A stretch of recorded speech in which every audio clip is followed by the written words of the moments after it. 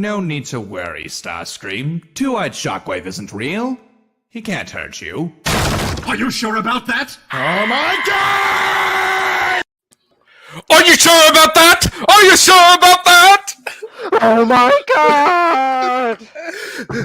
Welcome to the Lore of the Dunces, episode 3. I am the Holy Ninja, aka Two-Eye Shockwave. And That is blasphemy. I'll have you know, there is no such thing as two-eyed Shockwave. and so today this is a special one because originally this was going to be the month where we deal with Sauron. We're delaying it a month, but so instead Changhis is going to guide us through the wonders that is IDW Shockwave. Hell yeah. I can't wait to tell you about how everything is my fault. And when I mean everything, I mean everything. I'm not joking. I'm not exaggerating, by the way. Like if just like a lot of the stuff I'm going to be talking about is just straight up just pull up on the TF Wiki. There's just type in tfwiki.com and then on like the search bar just type in Shockwave. And then go to IDW 2005 specifically, and you go there. Oh, hey, you know what's so funny? I was typing in TF Wiki just to pull up the page, and then the first one is Shockwave. Nice. Yeah, just, like you go to his TF Wiki page for IDW, and then there's just a picture of him where it's just IDW is mostly it's been crossed out in all caps, entirely his fault. That is not an exaggeration. This is I don't know how else to say it. It's not an exaggeration. Like, oh god, where do I even begin? How about you start with his introduction to the comic? So was he part of the initial run? Well, Shockwave. Let me try to remember, because it has been a while since I've read these comics. I fully admit that. So he's been mentioned here and there. I believe he made some background appearances. Long story short, whether he was in the initial run or he wasn't doesn't really matter, because eventually so what I did so for context, right? So when I say IDW, the comic company IDW was publishing Transformers comics for Hasbro, because Hasbro's like, oh hey, you guys, you make comics, right? Hey, look, we just canned our agreement with Dreamwave. Yeah, I was about to say DreamWorks. That's a movie company, Dreamwave. So Dreamwave was DreamWorks did work on Transformers stuff. Right, but they were the movies though. So Dreamwave Comics was initially did Transformers comics, but eventually that agreement, their contract expired, or other reasons I don't remember exactly specifically. But long story short, after that, Hasbro went to IDW to say, hey, you guys produce comics for us. And so they're like, okay, we'll do it. Now IDW is both famous and infamous for a lot of decisions with what they did with the Transformers property. A lot of things were good, a lot of things were bad, some things were mixed. There was Simon Furman that time who made RC trans, but I'm not going to go into that. That's a whole other that's like a Lore of the Dunces on RC. I mean, RC kind of ties into Shock. Like, again, everything eventually one way or another ties back to Shockwave and IDW. One way or another. Whether so directly great introduction to the universe. Yeah, what a great introduction. So what do we need to know about reading this comics? So just so you know, like, every little, like One Piece is like, that little, like, minor detail they mention that's eventually going to become big plot points. Like, imagine that, but it all relates back to Shockwave. So like, oh man, RC is... Wait, what do you mean RC is trans? Well, you see, RC kind of got the whole trans thing because of a scientist named Geoxys who has ties with, guess who? Shockwave. Yes. So like like uh like okay, so because my comic knowledge is like so bare compared to you guys, like is there any like comic character like in like Marvel or DC who's like pretty much I'm behind everything? That's like an archetype in comics. It's always different Like in each like era. a lot of major villains just have that storyline. Yeah, Like you Ra's al Ghul, Lex Luthor, Magneto, Dr. Doom. like Magneto and Doctor Doom. Like Lex Luthor is a classic one because Vandal Savage. oh yeah, Vandal because Savage. yeah, Vandal Savage is actually he would probably be the most accurate one because he is immortal. Oh, okay. So yeah, they so IDW for their run of comics, they decided that archetype's going to be Shockwave. So with that all said, I could go on about that, but with all that said, so the first like major appearance Shockwave like appeared in was when IDW first came out with a short little run of series sprinkled throughout their entire time writing Transformers comics called Transformers Spotlight. So Transformers Spotlight, there were these short issues, the short Spotlight issues that is a self-contained story but ties in overall to the larger plot going on. And so they decided what better way to start off than with me. So his first That's appearance is literally the cause of something. Something I guess you could say that. So this is the first major appearance of Shockwave. So Spotlight Shockwave is a story that features your boy Shockwave, but also features a running kind of storyline that would go into later versus Transformers, which is Shockwave's ties with the Dinobots. Of course. So well, actually, though, real, it is because I'm running the show, Ninjato. I could go on tangents. That's right. Even your stream is not safe from my tangents. Oh no! But it is relevant though, because technically the first time in comics like Shockwave had like a relationship with the Dinobots actually even came from the original Marvel comics. That's right. That's right. Believe it or not, Marvel used to publish Transformers comics. If in an alternate universe, Transformers would have been part of the MCU.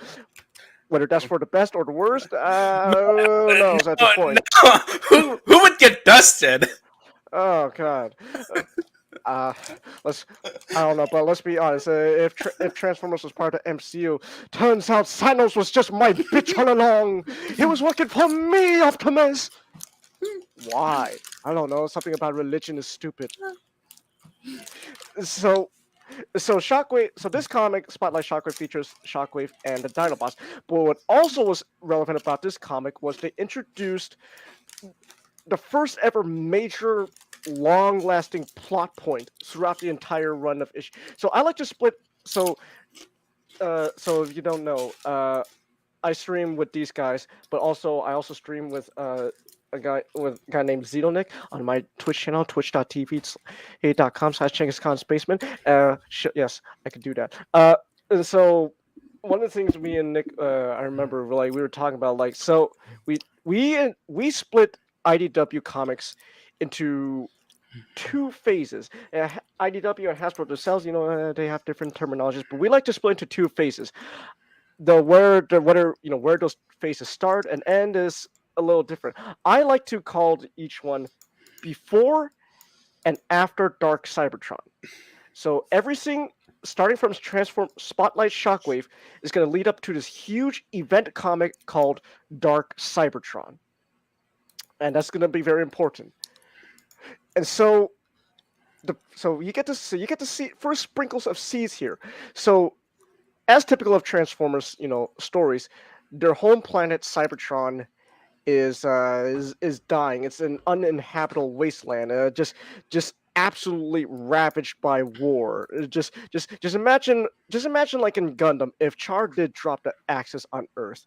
But instead of all that, from a cause of nuclear radiation and asteroids, it's just the result of just millions and millions of years of just war being waged. So basically, Balerion at the end of the first stage of Lord of the Rings, with the Pretty War of much. Raft. Yeah, pretty much. And so that's Cybertron right now. And so so this is the beginning. So this is also the beginning of what I like to call Galaxy Brain Shockwave. Because Shockwave, starting from here, IDW characterized the Shockwave as I am the super Galaxy Brain Machiavellian genius that's gonna like save everyone or something like that. I don't know. And when I mean I don't know, I mean like I don't know because there's so much shit. And so Shockwave has this brilliant plan to save Cybertron. Which is going to tie into Dark Cybertron. But to keep it simple for now, because we're talking about Spotlight Shockwave, it starts off with Shockwave deciding to create what he calls Project Regenesis.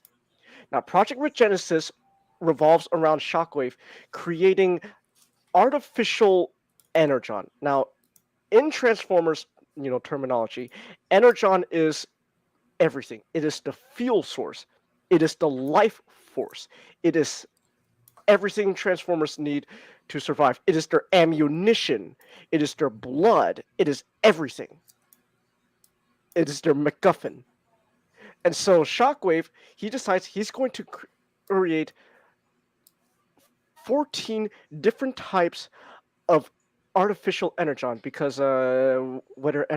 how energon exists in Transformers media varies here and there.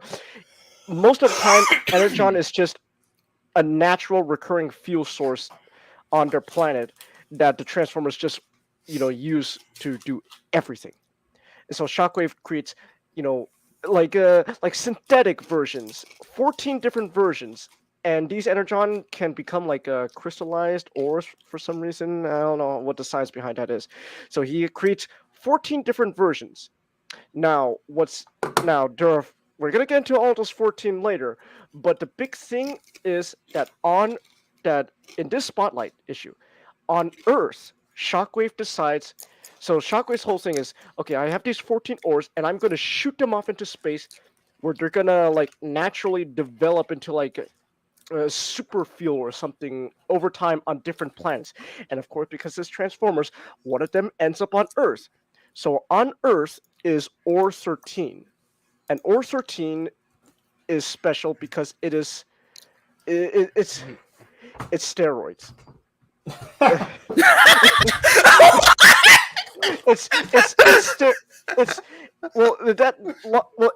So Ore 13 is basically it's a power booster. It boosts the power of anything. Does it make you angry? Does it make you act like a druggie? Well, if you're a Decepticon, maybe, but that's just because you're high off of power. Oh, so much like Ratchet in that episode of Transformers Prime? Pretty much, actually, yeah, straight up that. So like, Ore 13 is just a power booster. It could be used for anything, but when a Transformer, uses it on themselves, it's just steroids. It's just, oh yeah, sponsor me, baby! And so Spotlight Shockwave revolves around Shockwave going to Earth to, pretty much check the progress of Ore 13. Like, yes, this is all coming along just fine, because in 100 million years or so, I'll be the one pulling the strings all along. And also about Spotlight Shockwave is Shockwave has a kind of a skirmish with the Dinobots as well, and this is also where the Dinobots get their dinosaur modes, because they scan, dinosaurs. And Spotlight Shockwave is actually just straight up Beast Wars in a sense. So, does he say yes? No, but he might as well have. Like, the Dinobots even straight up just like when they turn into dinosaur modes, they even have like the artificial like skin like in Beast Wars. So they just look like real life dinosaurs that turn into robots. But then, long story short, Shockwave and Grimlock have this long-lasting grudge against each other, and eventually this Isn't Grimlock the really dumb one? I Depends could on go- continuity. It depends on continuity. All right, so if it's IDW's Shockwave, is so- Grimlock stupid in IDW? He becomes stupid. He doesn't start off stupid. He becomes stupid. Okay. That's the best way to describe it. And so, but initially in Spotlight Shockwave, Grimlock is not stupid. It's not stupid. He's just, he doesn't think. He just acts, and he has a grudge against Shockwave. So he's willing to do anything to, get a one-up on Shockwave to kill, inevitably, kill him because it's Grimlock. And so this ends where Shockwave eventually fights the Dinobots, and Grimlock, as a last fu to Shockwave, he essentially destroys a volcano, and all the lava and stuff, pretty much fossilize the Transformers. They're just stuck in lava, and that's how Spotlight Shockwave ends. Fast forward, 64 million years or so, because dinosaurs and stuff. A bunch of humans, archaeologists, are digging up this fossil site. Like, oh hey, cool, we're digging up fossils. Professor, yes, is that a hand? I think that one looks like a gun. Oh no! Oh no! Pick me up. I'm waiting. Please help me. I'm stuck in this lava. Get me out so I can continue to pull the strings. And of course they did.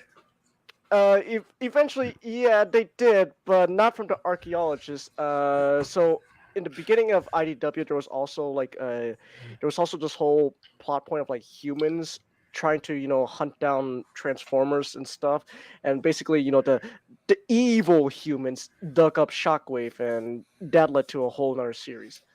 Oh, Yeah. they should have had him stayed buried. Yes, they should have. In fact, a lot of things would have been better if. We'll see. Yes and no. A lot of things would have been better probably if Shockwave just stayed buried.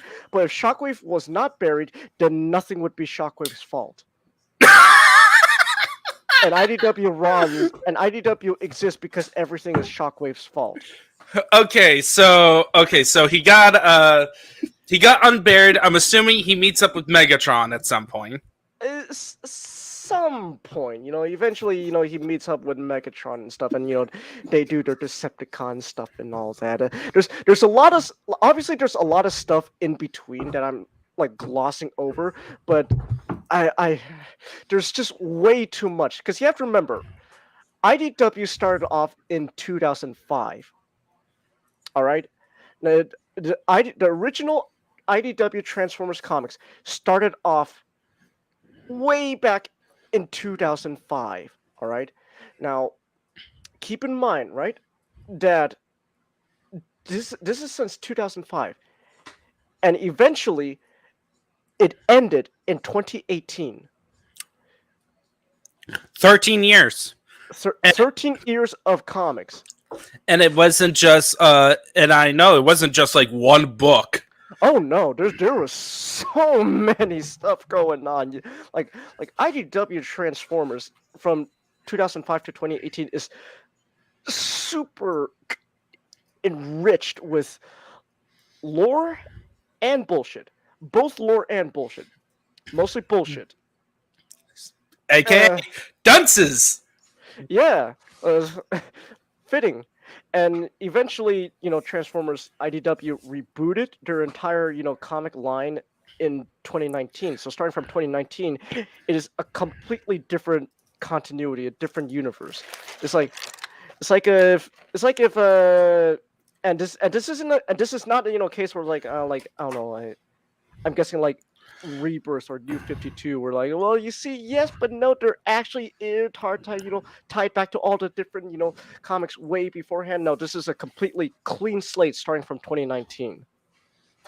But we're talking about the Shockwave from 2005 to 2018. So there's a lot of stuff, bullshit in between, right?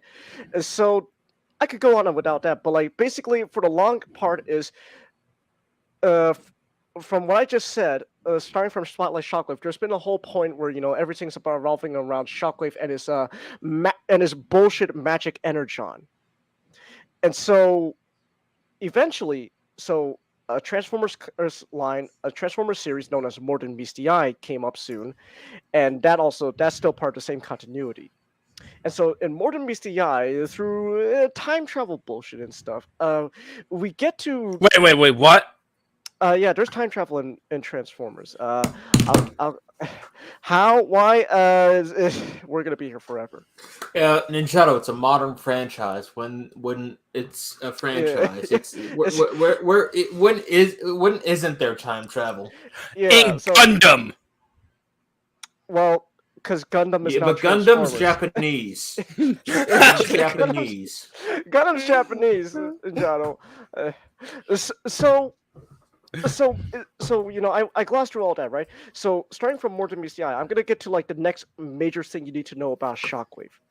So More Than Meets the Eye, we get to know a bit about Shockwave's past and how he became, well, what we know him as now. And so, believe it or not, Shockwave wasn't always the galaxy brain purple Cyclops that you know him as. In fact, back then he was actually relatively normal. Minus one part. See, Shockwave was something worse than a Decepticon, worse than a genius, scientist. What could be worse? A politician. Ew. Oh! Oh no! And Ninjato, That's can you right. turn your microphone down just a bit? Yeah, will do. Thank you. So that's right. Shockwave, before he became the purple Cyclops, was a politician. But get this. The catch is he was a politician who actually wanted to do his job. What? This is clearly a work of fiction. Ninja, wait, Changhis, is Shockwave a city level politician from a smaller town? So no, no. Okay, then then he is a unicorn. No, so before the whole war between the Autobots and Decepticons existed, Shockwave was just a normal looking robot that was a politician. Wait. Shockwave. He's a politician, a scientist, a time traveler. He's Lex Luthor. Oh my goodness! Holy shit!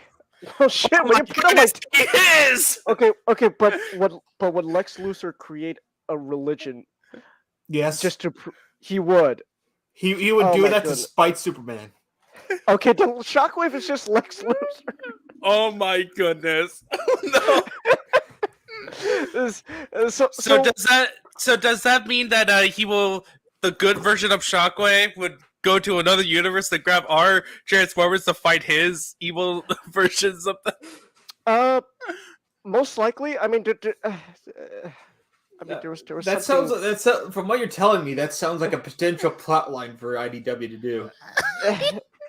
I'm actually surprised they didn't do it like that. There's something similar, but it didn't involve Shockwave, and it's another. It's somehow his fault. It's not Shockwave's fault, but at least not directly. Because again, you have to remember, if it's not directly Shockwave's fault, then one way or another, it is somehow tied back indirectly to Shockwave. Well, but Changhis, did Shockwave steal 50 cakes?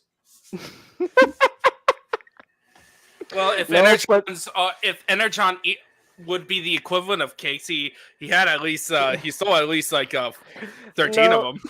No, he wouldn't steal the cakes. He would just create his own version of the cakes and call them better. These are better 50 cakes. Which is what modern day Lex Luthor would do. Man, this Shockwave sounds very petty. Oh, wait. So that's the thing, right? So so before I get into the whole lore, I have to talk it from a meta sense. So IDW Shockwave is such a mess when you examine him, because it's so clear that they're trying so hard to write this guy up as, I am this Machiavellian galaxy brain, like Giga Chad math scientist But who's gonna he end up on top. But he isn't Lex Luthor. He's Lex Luthor. No. He isn't Lex Luthor, so he can't do it as well. It's like they're trying so hard to come up with, make him sound, appear like, that's right, I am brilliant. But really, a lot of times it just kind of comes off just really contrived bullshit. Most of the time, kind of petty. so it's a mess when you look at IDW Shockwave. So All right, back to the lore. so back to the lore, right? So back to the lore. So Shockwave was a politician who actually wanted to do his job, and he wasn't a small town, a mayor or governor. No, he was a senator. So Cybertronians, so Transformer government on Cybertron is just basically the Galactic Council from Star Wars. Oh, It's the Senate from Star Wars, essentially. oh. And so Shockwave was, a senator on that big Senate. Misa want to give supreme power to Senator Shockwave. I love democracy. I love the Republic. I love the Republic. No, but so Shockwave was a politician who actually wanted to do his job. But the thing about Transformers government was that the government overall was so corrupt that is the reason why the whole war existed. Because the Decepticons came up as initially a revolutionary group who wanted to overthrow the government because the government was corrupt. Just basically imagine the Decepticons were like the American Revolution, but then they immediately devolved into the French Revolution. Oh, Okay. oh, so they were just a straight up the French Revolution. Or the Russian Revolution. Or The Haitian Revolution. Just pretty much every revolution that ended violently. That's the The Haitian Revolution wasn't so bad, but that's The off topic. Haitian Revolution wasn't so bad. I need. Okay, Najano, you need to look at the your history. history buffs. Okay, your history buffs. But long story short, the Decepticons are just basically every revolution that ended up violently bad. That's the Decepticons. Okay, yeah, that's the Haitian Revolution. And so Shockwave was a politician who actually wanted to do his job. And also, the big thing about Shockwave was, at the time, he was best friends with a young robot named Orion Pax, who would later become Optimus Prime. Oh, nice. Except this is IDW Optimus Prime, and IDW Optimus Prime is his own Lord of the Dunces, because holy shit, what the fuck? Wait. So you're telling me that the Transformers version of Lex Luthor was once friends with the Transformers version of Superman as young kids? Well, they weren't young kids. They were more like young adults. And Young adults. So Is it like Super Friends and Optimus accidentally stops Shockwave's lab goes on fire, and Optimus is like pulls him out of there, and then Shockwave's like, I'm bald now. I hate you. No, because so you have to understand what I mean by Shockwave actually wanted to do his job as a politician. Shockwave genuinely wanted to. Like, I'm not bullshitting. Like, Shockwave was an actual, genuine, real good politician who actually wanted to do his job. He actually cared for, his planet and the people he was, who elected to lead them. He was actually a really good dude.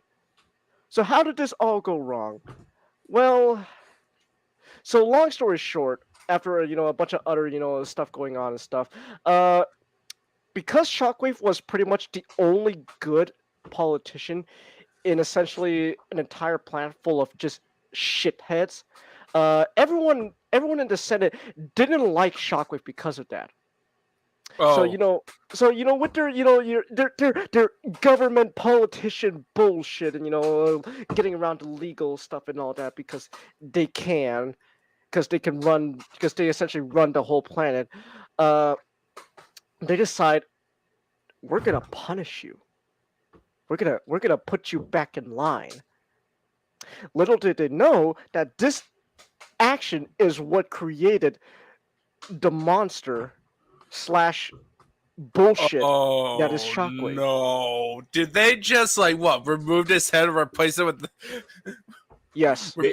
You see, Changhis. What they did was they took off any they shaved off his head to make it all straight, and now he's bald. Well, so they pretty okay. So get this. So they pretty much did kind of pretty much the equivalent of that. But the thing is, but here's the thing. Though. But remember, Shockwave was actually a genuine good person. So just pretty much turning him into a purple cyborg wouldn't cause him to become such a terrible piece of shit. But they had to make him bald. That is a line that is a line that they could not cross. No, that wasn't the. I wish that was the line they crossed. Trust me, I wish it was. It would be so much funnier. But no, so so this is I'm laughing, but it is kind of tragic in in context because again he genuinely wanted to do a good job. Like he was probably the only person on Cybertron who could have actually if people just listened to him, he could have actually prevented the whole Decepticon revolution and the war and all that if they just listened to Shockwave. But they didn't because the Cybertronian government's a bunch of corrupt pieces of shit. And so they decided we're gonna put you in line, like to use gang terminology, we're gonna whack you. But Ow! but the thing is, so their version of whacking is essentially they have it wasn't just Shockwave who became a Cyclops. So during the time of before the war, the Senate used to do the whole Cyclops surgery thing as a form of punishment. So if you were, seen, like a dissident or you were out of line and stuff, they would literally, because you're a robot, they would literally, take you while you're sleeping or whatever, or when no one's looking. You'll wake up next thing you know, you wake up in like a closet or something with a bunch of with a bunch of scientists and unwashed, unclean surgery tools and stuff, and they take you apart and they turn you into a robot Cyclops. So, does he get a robot Jean Grey? No, unfortunately. No. Okay, Fortunately. okay, so is the twist you're building up to is that they took away his morality and his feelings? Yes. But that is a different process. That is a separate process because again, turning into a Cyclops does not turn you into a moralless, Shockwave. So the process of turning you into a purple Cyclops is called Impurita. The process of tampering with his mind so he will lose all his morals and stuff was called Nemosurgery. Now Nemosurgery was initially just going to what initially was this is a little questionable because it's a little questionable. So Nemosurgery is used to essentially hack into a Transformer's brain and mess around with it and stuff. And so they hacked into his brain and essentially they decided we're going to cut you off from all emotions.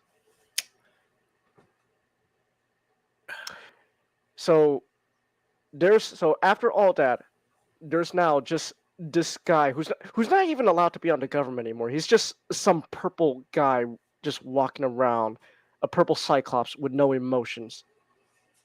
Just, oh, I'm so happy. Yay. Jean! No, people like bold.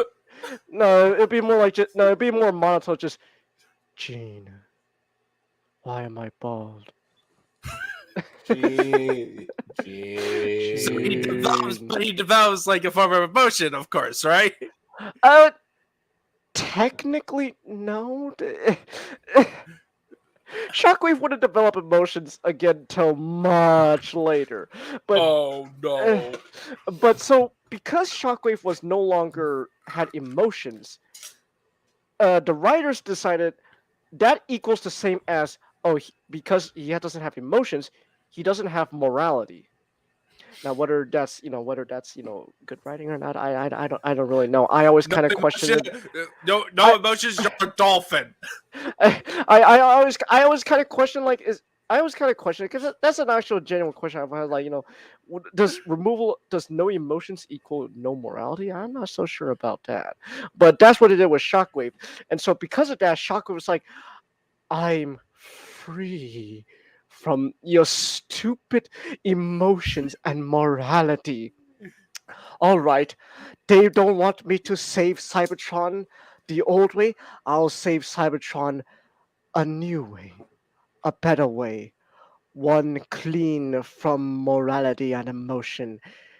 And yes, this does tie in back all the way back to Spotlight Shockwave, where soon, 64 million years later, I will be the one pulling the strings all along.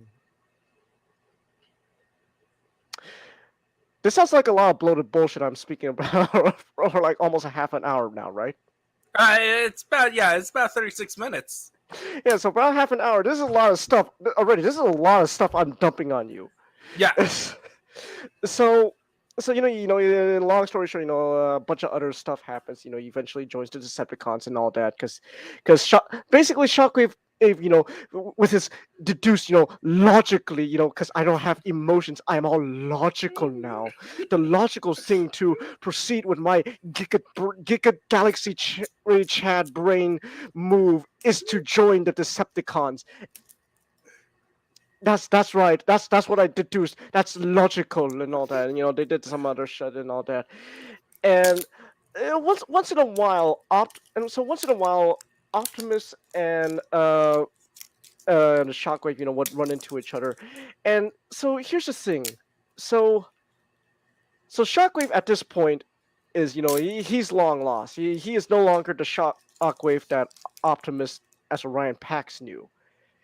But yet Optimus still, keeps trying to appeal to Shockwave, just saying, I know the old you is still deep down. Come back. No, Optimus, I will not. Why? Because it is not logical. Is it not logical, or you just don't want to come back? I just don't want to come back. so, there was that stuff. Now some people say that's stupid and all that, but I don't. I think that's actually a genuinely good trait of Optimus to have. Like he genuinely believes deep down, even those like long gone can still have a chance of redemption, based on whoever's writing Optimus, of course. Because this is comics, right? If there's one thing I've learned about comics is, oh man, this is great character. Depending on who's writing him. So IDW Optimus can be a great character, depending on who's writing him. That's what I've learned about comics throughout all these years, and honestly, that's fucking bullshit. Just stick to one goddamn writer, please. I beg of you, just stick to one writer. It makes something so much easier. But so there's all that stuff, and then eventually, Shockwave, is running around on Earth and all that, blah blah blah, and then, long story short, eventually they make their way back to Cybertron and stuff, because the war. There's something about like the war coming to an end and stuff. There's a lot of stuff I'm glossing over because So we're like tons of arcs. So he's just like yeah. There's a lot in of the arcs background. there's a lot of arcs we're just glossing over after Spotlight Shockwave, and so eventually, now the Autobots and Decepticons are once again back on Cybertron, right? So this is a big thing. This is a big deal. So long story short, wait.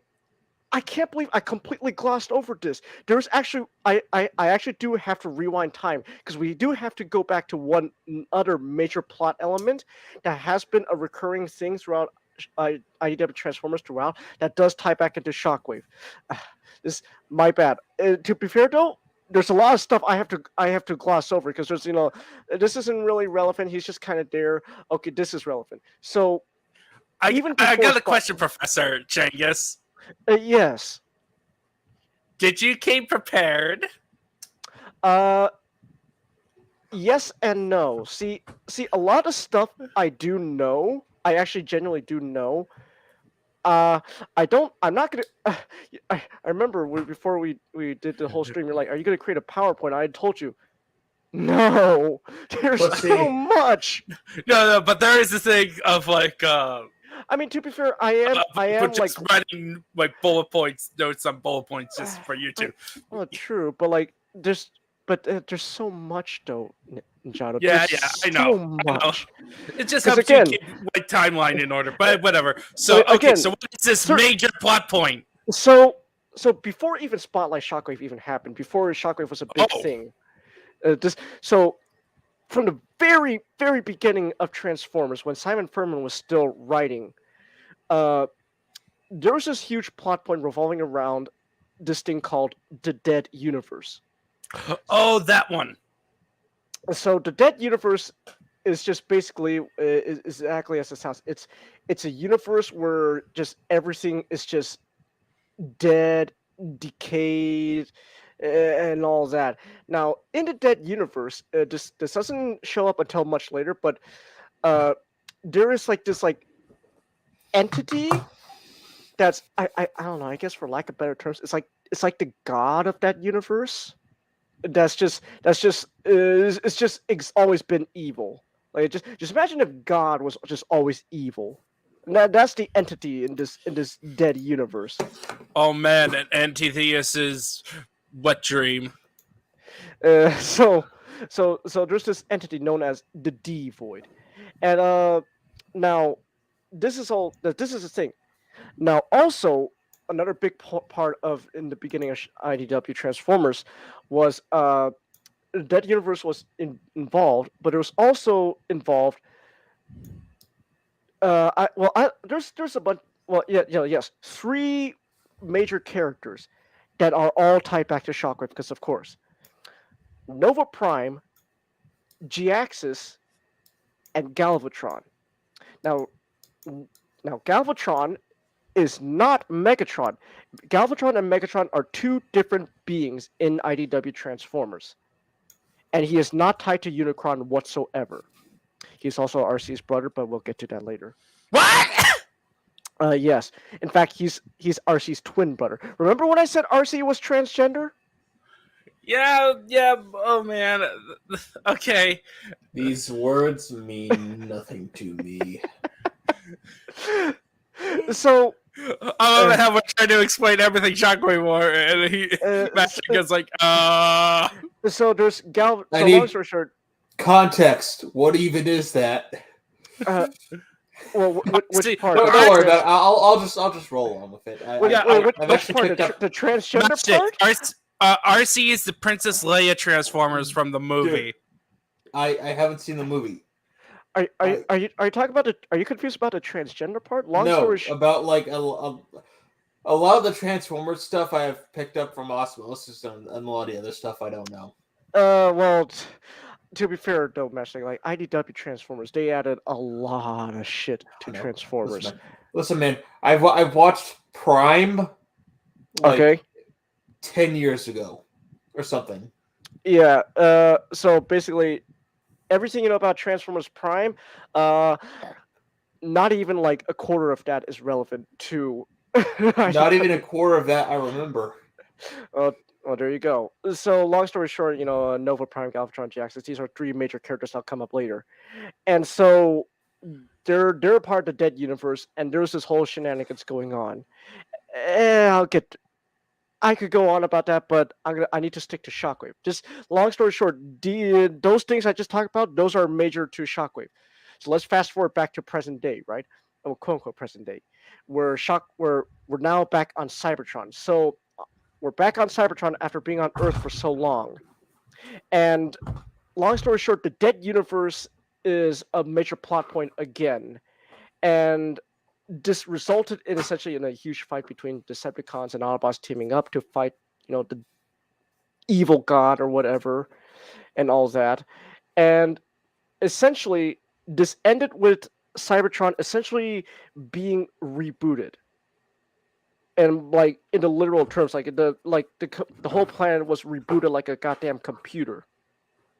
To the point that Cybertron has actually reverted back to this like primal stage. Like imagine if Earth was like being invaded by, I don't know, evil god, and all of a sudden Earth, for one reason or another, just reverted back to Pangea. But humans still exist on it. All our cities and stuff are still there. It's just the Earth, the planet itself is just back to Pangea, like that. Just like that. Ooh. Yeah. That's what happened. And so we're on Cybertron now. And so with Cybertron rebooted and all that, they decided, you know what? The war's over. Autobots and Decepticons, we're not going to fight anymore. By the way, Decepticons, you lose. What? Yeah, you lose, because Megatron's not around. You lose. What about Starscream? Oh! That could be another topic. Like, Because if it's not Megatron, Starscream is going to be there mucking things up. See, yes and no. I mean that genuinely, yes and no.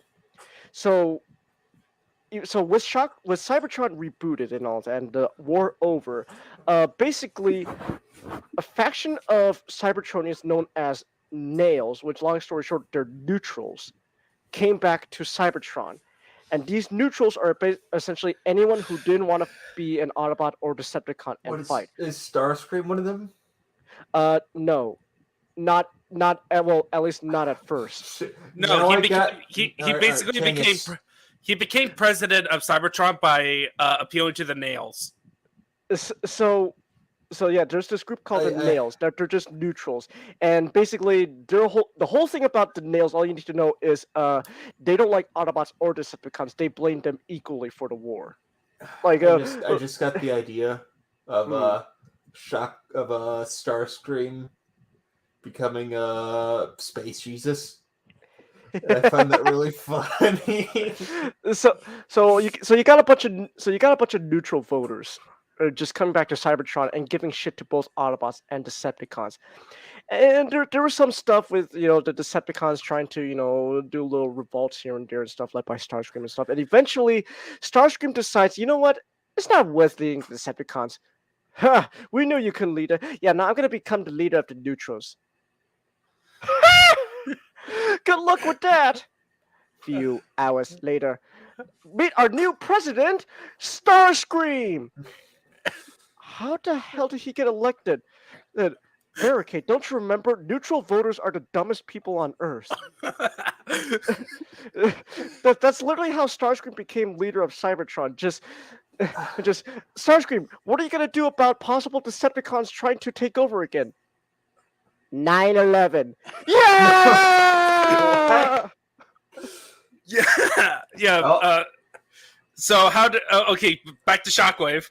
So, well, this is just setting the stage, right, for the context. Also at the time, there's this More Than Meets the Eye series is running alongside where a bunch of Autobots decide to we're gonna fuck Cybertron. We're just gonna take off in a spaceship and go on Star Trek adventures. We're off to outer space. Screw you, Cybertron. That's More Than Meets the Eye, and so, but More Than Meets the Eye does tie back eventually, because everything I've been talking about, even the whole bullshit with like the Dead Universe and Evil God, ties back to what I call the first biggest major consequential event for IDW Transformers. There's a bunch of different consequential events, but this is like the big one. This is a huge one that's just been building up for years. Again, years. And this leads to called Dark Cybertron. And so, long story short, through bullshit and stuff that I'm going to gloss over, Shockwave decides it's time to reenact, my initial plan. Remember those 14 energons that Shockwave created all the way in the beginning of this lecture? That's relevant again. That's very, very relevant again. Because now Shockwave is going to use these ores to essentially reboot Cybertron again, but for his own, the way he wants to do it. It's the right way. Called Project Regenesis, and this is where the bullshit begins. Uh-oh. So I could go on and explain, what each individual energon, does, and all that. But long story short, this all ties into Shockwave's huge galaxy brain plan to save Cybertron. All right, but get this: the twist is, Shockwave is not only is he lack of morality and emotions, and not only is he galaxy brain, he's also a nihilist. Oh wow, that must be exhausting. Oh no, not nihilist! That's right, he's a nihilist as well. Oh wow, that must be exhausting, Shockwave. And so his whole plan is, so get this, this is the bullshit, right? His whole plan is, I'm going to destroy the universe with my 14 magic energon, which, you know what? I just realized that these magic energon crystals, they're the Infinity Stones. Oh! Shockwave Lex Luthor has the Infinity Stones. Shockwave essentially created his own Infinity Stones, but not to destroy half of all life in the universe. No. He's not going to just destroy all life in the universe. He's going to destroy everything itself. That sounds like what a nihilistic Lex Luthor would do. Except, but here's another twist. This is like a Kojima game. Here's a twist upon a twist. He's going to destroy everything except Cybertron. Because remember, he doesn't value life, but he values Cybertron. So he's going to destroy the entire universe and all of existence, and through magic bullshit with his Infinity Stones he created, he's going to convert it into a long-lasting infinite energy supply for Cybertron to last forever. So really, he thinks the main problem with Cybertron and the cause of all wars is oil. No, he thinks everything is because of we exist. It's just, oh, we're living? Fuck that. Only Cybertron matters. I'm going to literally convert everything into an everlasting supply of oil for Cybertron. Including other Cybertronians. Yes. Why? Because it's the logical thing to do. Also because so I can be the one pulling the strings all along or something. I don't know. And but here's the thing. Here's this again. This is like a Kojima game. Here's another twist. He can't just simply do that alone. No, he needs a device. He needs a device to channel these Infinity Stones to destroy the universe. But is that a gauntlet? No, it's just some magic bullshit. A power generator. That's literally what it is. But here's the thing. Here's another twist. This is another Kojima twist. The generator itself cannot activate the Infinity Stones without an energy supply of its own. This is where the Dead Universe comes in. What? Yes. When I say this is bullshit, I mean this is bullshit. So to power this magic to power his electric generator, to use his Infinity Stones to destroy the universe, he needs an energy source as strong as, get this, another universe. Man, you think that being emotionalist means that you'll be more efficient. This is the most inefficient way of accomplishing your believe goal. me, this is fucking bullshit. This is stupid. They're like this is part where like this is actually a genuine, straight up, just really stupid, dumb idea Shockwave has, and the writer's justification for it is, it don't matter, nothing matters. I'm a nihilist. I'm Shockwave and I'm a nihilist. It don't matter. Nothing matters. But Shockwave, that's not efficient. That's not logical. It's logical to me, damn it. And so he, to power his, so get this right.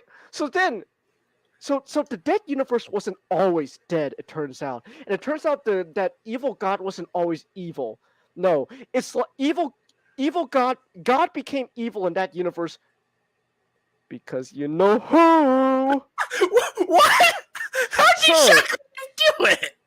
So using his magic Infinity Stones that he created, he destroyed an alternate universe to convert that universe into an energy source for his electric generator, to use his Infinity Stones to destroy his universe to power Cybertron.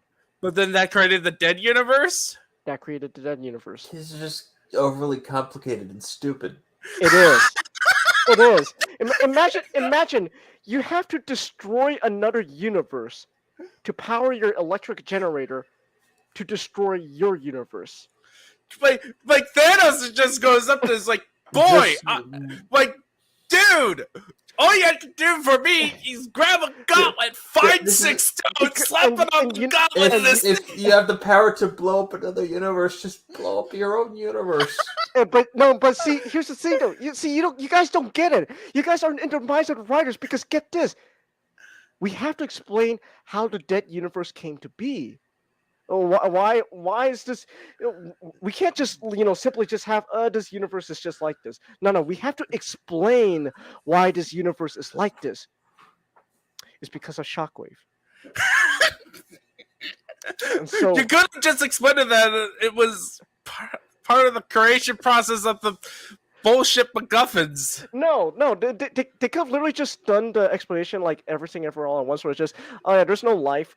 This is just a universe where there wasn't enough to sustain life, so everyone's just a rock now. No, instead, no. I destroyed that universe so I could power my electric generator to use my Infinity Stones to destroy my universe. So that way I can convert my universe into an energy source that's going to go into my electric generator too, to power all of Cybertron. What are the writers smoking? I have no idea. I have no idea. They gotta be smoking something. They gotta be on some kind of drugs. Or they just might be insane, like contenders. Probably. So keep in mind also, I should have also probably mentioned this as well. So you know how I joke around about how I'm going to create religion to prove it's stupid? That's not Shockwave yet. This is going to happen after Dark Cybertron. By the way, this is a summary of Shockwave's plan. Stupid. How do you spell stupid? Stupid. How do you spell stupid? It's not stupid. It's logical. So I like to call Shockwave also. I also split Shockwave into 2 phases, and that coincide along with the 2 phases of IDW. So with Dark Cybertron Transformers, I call Shockwave Nihilist Shockwave. After Dark Cybertron Shockwave, I call Shockwave Atheist Shockwave. Oh no! Wait, so he's gonna make a religion to prove that religions don't exist? No, to prove that believing in a religion is stupid. He's not saying that you can't believe in a religion. He's saying it's stupid to believe in God. If God, if you believe in God, he's not saying that God doesn't exist. He's saying believing in God is stupid. Hey, Changhis, Hmm. you know there's a Warhammer Fantasy God of Atheism? I know. You told me that. That's fucking great. so, so, but back to Dark Cybertron. Shockwave goes up to the God of Atheism. He's like, "Fuck you! You don't exist. I could be an atheist independently of you." No, Master, you're still getting wrong. See, he'll go up to the God of Atheist, and he won't say you shouldn't exist. No, I acknowledge you exist. I just think you're stupid. But you follow all of my creeds. Yeah, but fuck you. Yeah, but fuck you. That's Shockwave. So back to Dark Cybertron with his magic Infinity Stone electric generator plan to destroy all of reality. So eventually, Shockwave's gonna, his plan is sort of succeeding and stuff. And then, long story short, Megatron's back. Yeah, he's back after being absent for quite a bit, and he and Optimus, team up to stop Shockwave, because Shockwave, what the hell are you thinking? This is stupid. It's not stupid. Why won't anyone understand? My plan's not stupid. Superman and General Zod team up to fight Lex Luthor. You know what? I would actually read that comic. I would read that too. And That seems like so fun. And so Superman and Zod are teaming up to beat Lex Luthor and his stupid plan, and so remember when I said that Optimus keeps appealing to Shockwave's, like, I guess for lack of better terms, quote unquote humanity, even though Shockwave at this point is just, what are you doing, Shockwave? So eventually, guess what? Optimus succeeds. But plot twist, here's another Kojima twist.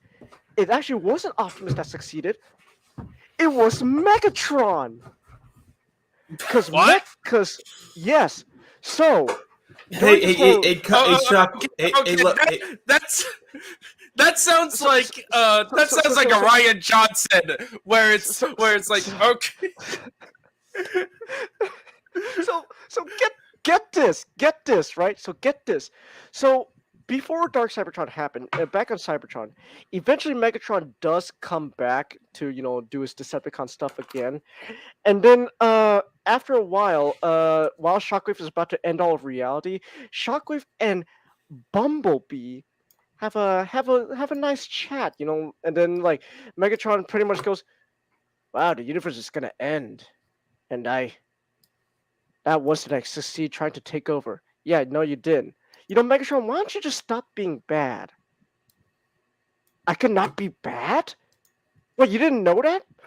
No, Bumblebee! How the hell was I supposed to know I could have just been good all this time? Are you kidding me? What have I been doing all these years? No one told me I could just stop being evil. Yeah, just stop being evil, man. Oh, shit. I'm just gonna stop being evil then. Well, I'm glad you're not being evil anymore. You're damn right. That's an exaggeration, but that's technically what happened. Bumblebee Takno Jutsu'd Megatron into being an Autobot. So imagine if I don't know, I guess because I don't have a better comparison. If Hitler was being Hitler, and then some American kid just walked up to Hitler, and instead of shooting the kid, Hitler sits down to talk with the kid, and the kid's like, "Hitler, why don't you just don't kill the Jews?" I can do that? Holy shit! Well, I'm not gonna do it anymore. I'm glad you're not gonna do it anymore. Oh, I'm glad I had this conversation. All right, man, but we're not gonna close down the camps. No more Holocaust, no more World War II. But very few of no buts. The little kid said I could be good.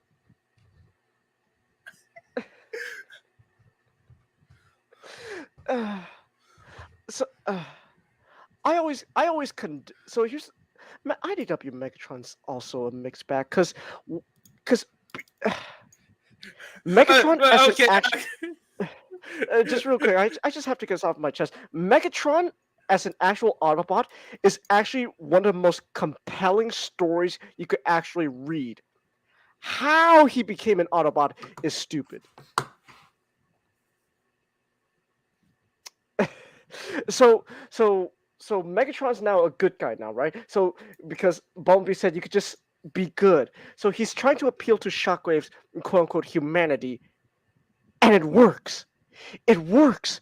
Shockwave's humanity is like his emotions, his morality, it comes back to him. And it's like, oh my god, what have I become? Optimus, Megatron, there's only one way to end this. You gotta kill me. What? No, Optimus, please.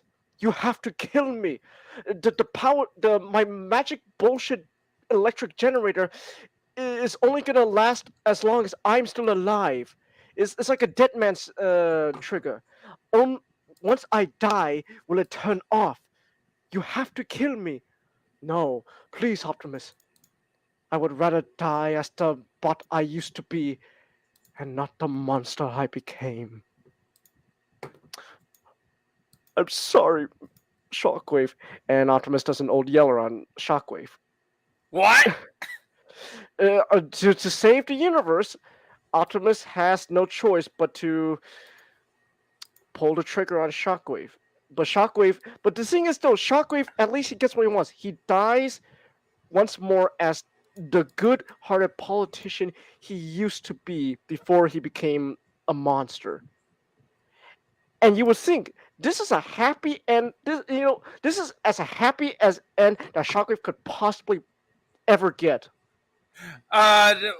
Well, you said there was an atheist Shockwave stage, so Yes, this is where the bullshit begins. Because more and more I learn about comics, the more I realize, why are these people writing? Why are these people hired to write comics? At the very least, do these people even go back and read what's been written before? Why do you not do that? Why do you do what you do? So Shockwave is dead. Dark Cybertron is over. The universe will no longer be destroyed by Shockwave's Infinity Stone electric generator.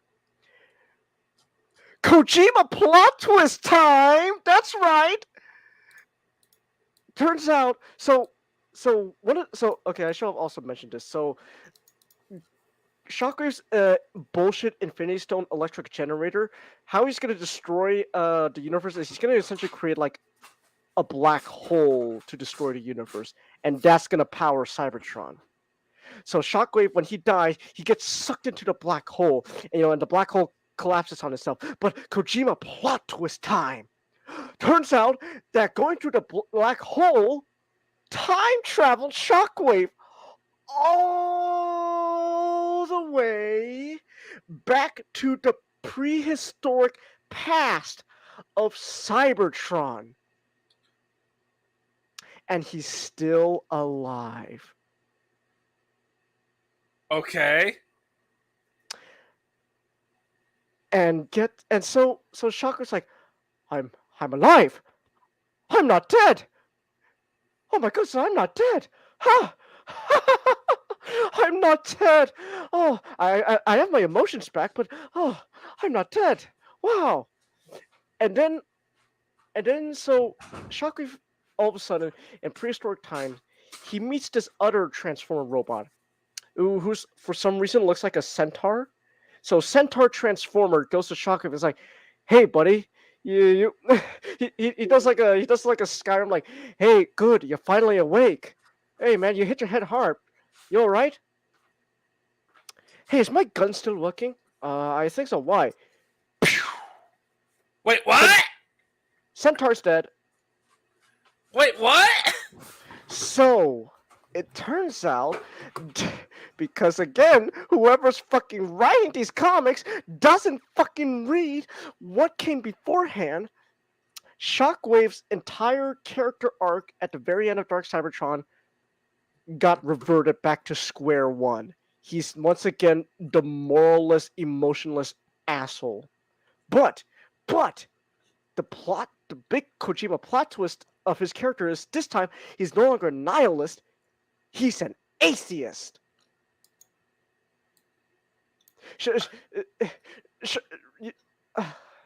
You don't okay, like there's like that one time travel episode of Rick and Morty where Rick was like he was gonna die and tried to fix like his time travel collar thing. It's like, oh no, please, oh please God, please, I don't want to die, please God, please don't let me die. Collar works. Yes, fuck you, God. That's literally Shockwave. Just, I'm going to die. I'm alive. I'm alive. Fuck you, God. That is. This is Lord of the Dunces for a reason, Ninjato. Yeah, that is so dunce. Like, that is Matchstick. What do you think of that? What? Oh, Matchstick is Oh, like. God damn it, Matchstick. I went away for a second to get a bread roll. Oh God, what part did you? What was the last thing you heard? I don't remember. God damn it. Okay, Shockwave. So you know how Shockwave's supposed to died heroically. Yeah. Long story short, the writers decided, no, fuck you. He's evil again. Okay. And he's alive. But again, the big plot twist is he's not a nihilist now. He's an atheist. Sounds like shitty comic book writing. Oh boy. Hey, it's okay. So we turned from Lex Luthor into Cyclops, back into Lex Luthor again into Jean Grey.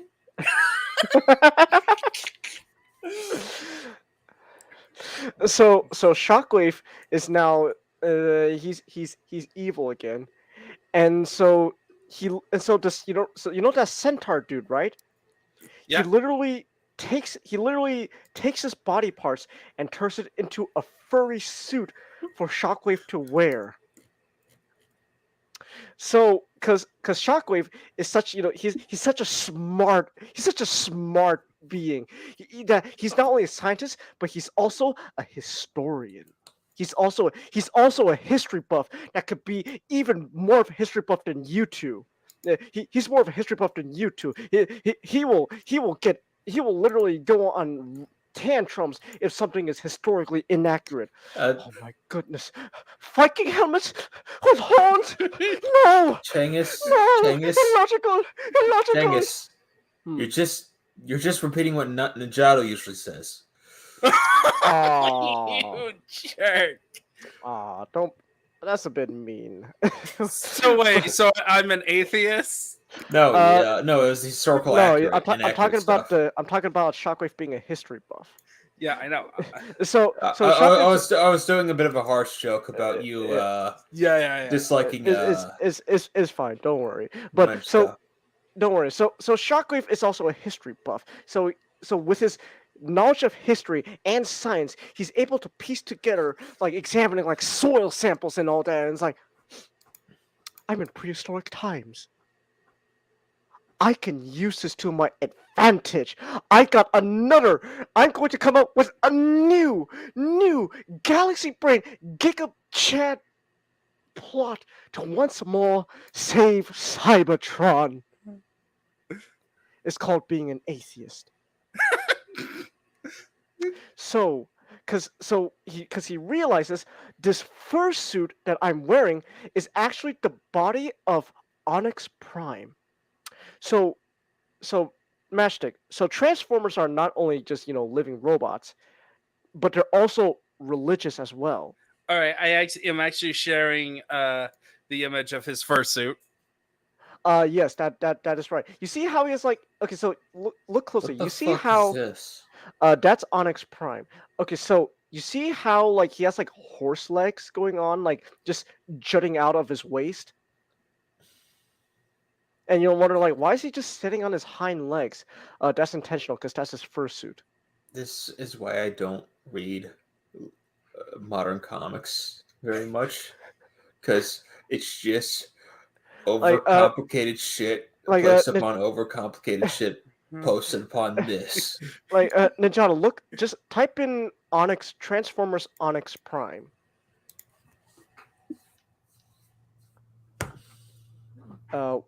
ONY. Yeah, I know how X. to. I know how to spell Onyx Prime. Okay. Okay. But you see, Ninjato, there's a bunch of keys on the keyboard. Press the do- one with the P on it, then the R. Okay, Master. Actually, that's a good. Wait, go back. Scroll up. No, scroll. That image right there. Yeah, that's a good image right there. See if you could open it in like a new tab, like zoom in or something. Nope. No.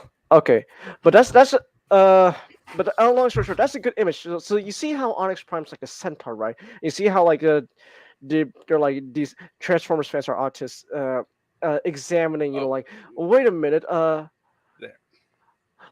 Yeah, that's a good image. Actually, the second image will also do in the first row. So you see how it's like a centaur, right? So Shockwave kills that guy.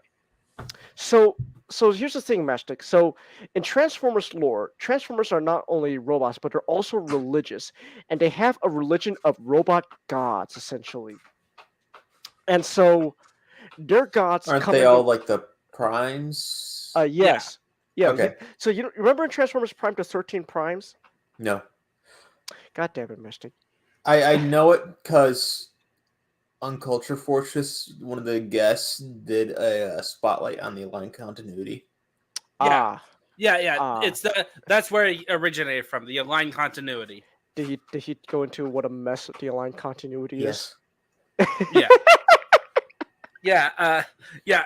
So Onyx Prime is one of the 13 primes. So there are 13 magical robots that come from their Transformer god Primus, that the Transformers believe in. But it turns out in the IDW universe, they're not actually magical beings or anything like that. They're just 13 dudes that Shockwave, with his galaxy brain idea, essentially. Long story, he brainwashed in prehistoric Cybertronian society to think that these 13 dudes are, deities essentially. So this is the part where this is the part where Shockwave creates religion so that in the future he could prove it stupid. That's right. He comes back in the future because get this, Shockwave, he's now stuck in prehistoric past, right? Doing his atheist bullshit, and he's like, "Hey, you 13 guys, you're now gods." Oh, that's cool. Yeah. Also, I'm a god. As you can see, I'm not a Cyclops. I'm a furry. Whoa. So you're like the god of furries? That's right. Whoa. You know what he could have done is he could have gone back in time and just killed all the bureaucrats. He could have become Mafty. Oh, but see, that's the thing though. Matchstick. You would think, hey, I'm time traveling, right? I could go back in time and prevent all the bullshit that happened. No. Shockwave's whole plan is, I'm going to create religion, but not just create religion. I'm going to set in motion long-lasting events that will create the exact same society that I came from in the first place. So all the bullshit that happened before I came to the past happens. Because we're not going on, like a multiverse theory of time travel. We're going on, the paradox theory. If I change anything in the past, that's going to create a paradox. I can't do that. So I have to do everything in my power. Is it like a red versus blue version of time travel? I guess I have not watched Red versus Blue. I don't know the exact name, but it's basically anytime they time travel, they actually don't really change any events. Well, okay, so Well, they yes, try to, but they end up just making it happen. so that is not what Shockwave is doing. No, Shockwave is making sure those events happened in the first place. Yeah, He's not trying to change. No, he's not trying to change it. And but he's actually still nothing changed. He's actively an active role trying to make sure that nothing in history changes. okay.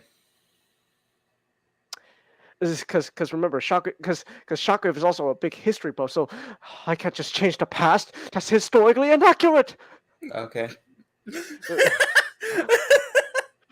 No. At this Private. point, Magic is like, yes, this is stupid.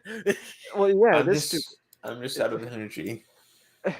I don't blame, but like it's like Shockwave's Shockwave's the type of character like if he traveled back in time with like I don't know, like Optimus or something, like no Optimus, don't touch that butterfly. One small change can have drastic consequences in the future. Because of the future. Oh my God!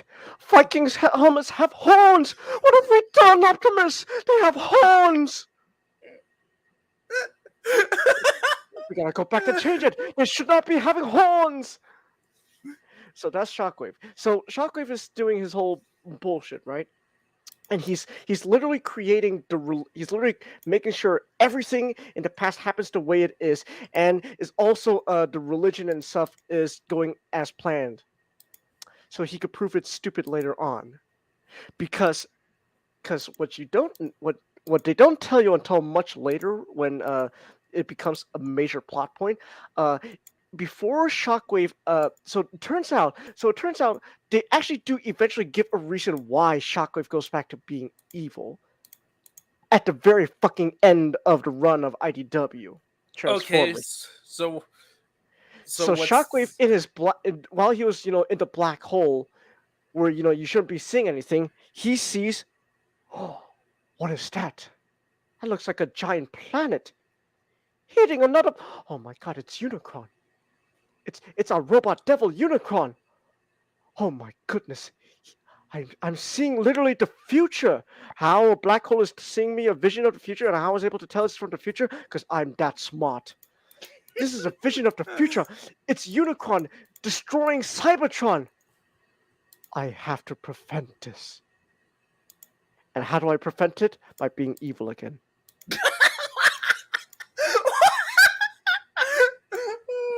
So it turns out they do give a reason why Shockwave became evil again, and it's not bullshit. It's just the reason why he became evil again. It's bullshit.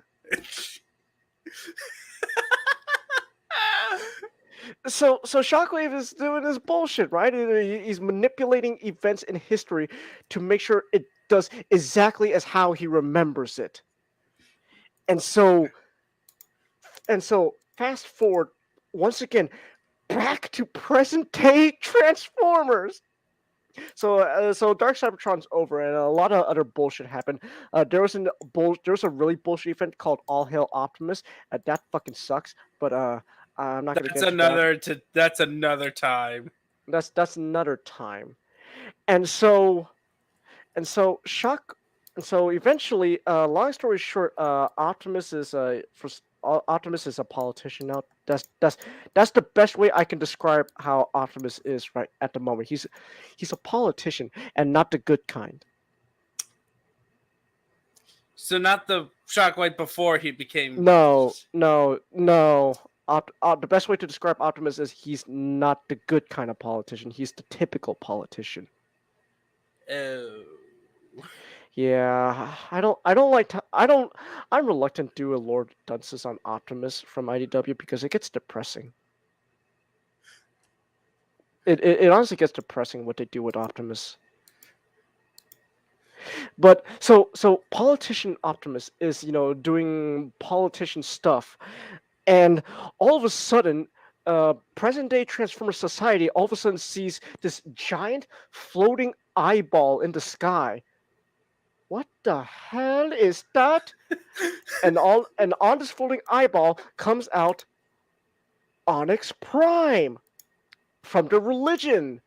Oh my god, it's one of our deities that we worship. That's right, I'm your deity. Worship me.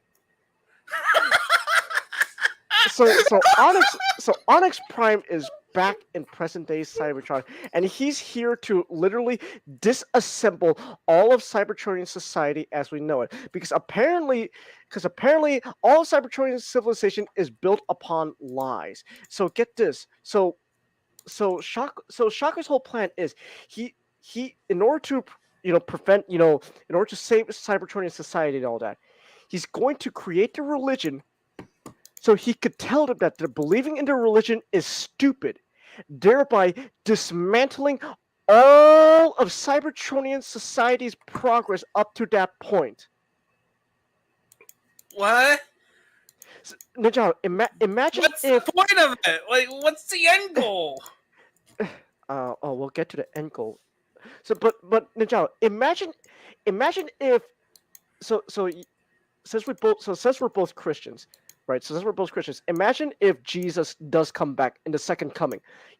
Let's just say this is the second coming that we were told in the Bible, that Jesus is come back for the second coming. Only for Jesus to literally do a Mission Impossible mask pull off his face to reveal he's some alien Cyclops telling us, "Ha! You were stupid to believe in me! Really? You said I would die on the cross for your sins? How stupid can you get?" And all of human civilization just collapses because of that. Wait. Like, human civilization just instantly became Mad Max. Yes. That is Shockwave's plan. No, but it happened that way? Yes. What? Well, okay. To be fair though, it's an exaggeration. Yes and no. Civilization did collapse for 5 minutes. Oh, okay. But here's the thing though, Ninja. So let's think about it. Like, if Jesus did come back for the second coming and he did a Mission Impossible mask pull saying you were stupid in believing I would die for your sins, would you really think all of human society would just collapse for even just 5 minutes? Just No, in fact, actually, even like Christians would go, "Oh, you're a false messiah then." That is not what happened with Transformers, though. Everyone went Mad Max for 5 minutes.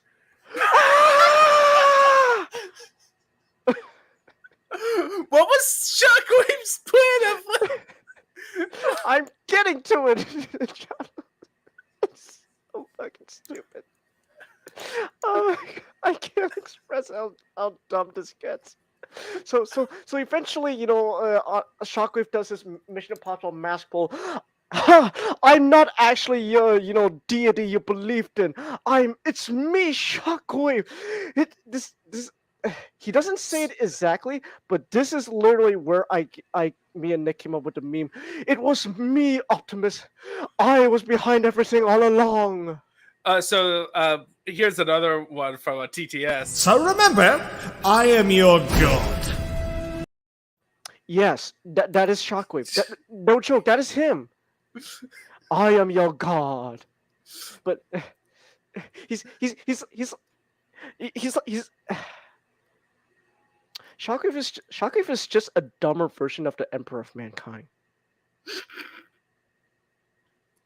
That's he's just if the God Emperor of Mankind was just written really, really stupid. That's Shockwave. That's Shockwave.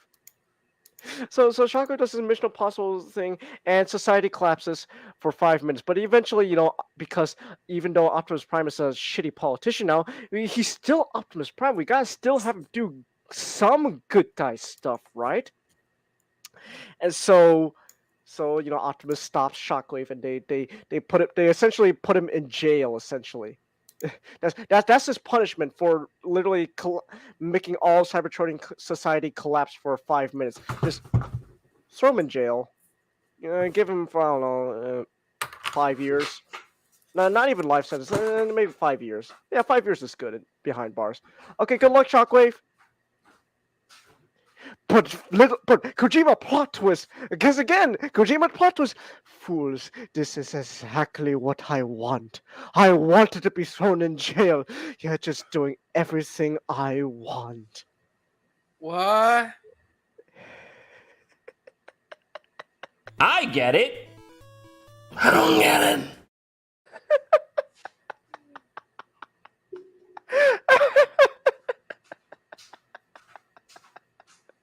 This is so fucking retarded. So, oh my goodness, I hear you sitting down again, Master. How much did you miss? I missed it when you said he threw him in jail. Okay, then you're not missing much. So it's all according to plan, yeah, apparently. Shockwave being thrown in jail is still going part of his plan. All part of the keikaku. Translators note, keikaku means plan in Japanese. So that's happening, and then while behind jail, Optimus, before Shockwave gets thrown in jail, Shockwave gives a warning to Optimus to tell the rest of the leaders of Cybertron, Optimus, before you go, this is the part that I'm actually not bullshitting. You know our devil that we believe in, Unicron? Yeah, he's real, and he's coming. Okay, bye. I am so confused right now. Wait, what? No, that's Optimus. Just after Optimus being told that Unicron is real, I am so confused right now. Okay. So Optimus. So with that, and so we get this. So you would think that after all of their society crumbled for 5 minutes because their religion was a lie, that they wouldn't believe something as from anything Shockwave tells them, like Unicron's real. What a joke! Yeah. They take his word seriously. What? No, after all that, they're like, guys. Optimus goes to Win. Oh yeah, by the way, Windblade. She's leader of Cybertron now. Okay. Yeah. There's a long story short. She literally did a 2016 election against Starscream, and won. Good for her. Yeah, good for her. Hey, good for her. Good for you, Windblade. You're moving up places. Just Windblade, just going. Starscream's lying. I'm going to make Cybertron great again. Are you gonna build a border wall? No, I'm not like that, unfortunately. Oh, okay. Well, then I'm not gonna vote for you. Well, what are you gonna? Who are you gonna vote for? I don't know. Maybe Starscream. Windblade's political advisors pulls her aside. Windblade, you have to remember, neutral voters are the dumbest people. Just play along with them. Remember when I said the border? Sir, you know how you were asking me about the border wall thing? Yeah. 9/11. Yeah. 9/11. That's a Family Guy joke. So they take Shockwave's warning seriously after all the bullshit he pulled. Like, we gotta prepare. Unicron is coming. So now we're getting into the end game of overall Transformers here. So we just learned that Unicron is real. Unicron exists, right? Their devil exists. I could go into the bullshit of what happens with Unicron itself, but to keep in line with Shockwave, I'm just gonna tell you how Unicron is related to Shockwave. Oh. Shockwave made him. What? Indirectly, but still Shockwave made him. Papa, piss off. Imagine, Ninjago. Imagine if some scientist turns out to be both Jesus and created the devil at the same time. So that is like just saying that the Christian God created the devil. But Shockwave is not the Christian God. Shockwave is Shockwave. And he indirectly created Transformer Devil, which is Unicron. So we gotta rewind again back to when Shockwave was still in the past, parading around in his furry suit, like his fucking rain furs. So Shockwave, being pretending to be Onyx Prime, decides, you know what, guys, primes, yes, yeah, my brother.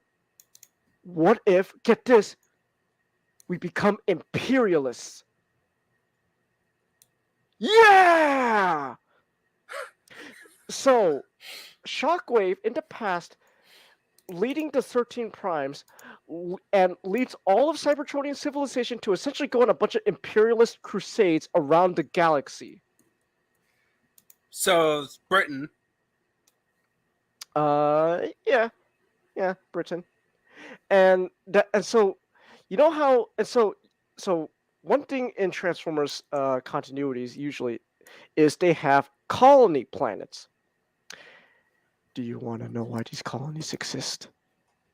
Because Shockwave. That's right. I want all imperialists on the galaxy, bitch. Well, I'm going to conquer everything under the name of Onyx Prime, because that's what I remember in my history books. Shockwave's reason to become imperialist, to become an evil imperialist that wants to conquer the galaxy, is because I read it in the history books. So imagine Enchado, if you know how we read about how imperialist Europe going around coming to if Enchado, imagine if this is the best way I can explain it. Imagine if Christopher Columbus purposely not by accident, purposely discovered the Americas and purposefully gave the Native Americans the disease and wiped them all out on purpose. Because it turns out Christopher Columbus was actually from the future, and he's only doing it because I read it in the history books. The history book said Christopher Columbus did all this, so I gotta pillage and kill all the Native Americans. I gotta be accused of corruption and be thrown in prison. Exactly. That's literally Shockwave. I have to be corrupt and thrown in prison because I read it in the history books.